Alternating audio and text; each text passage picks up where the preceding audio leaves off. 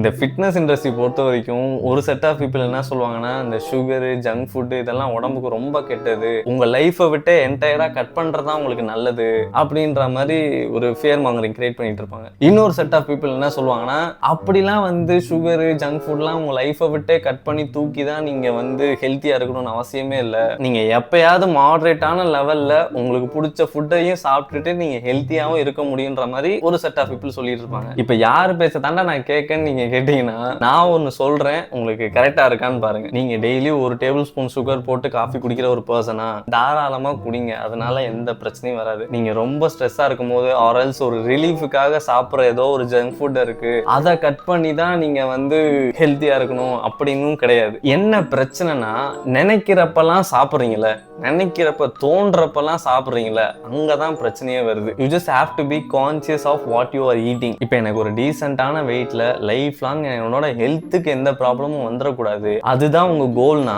நான் சொன்ன மாதிரி கண்ட்ரோல்டா எப்பயாவது மாடரேட் லெவல்ல உங்களுக்கு பிடிச்சதை சாப்பிட்டா எந்த பிரச்சனையும் வராது.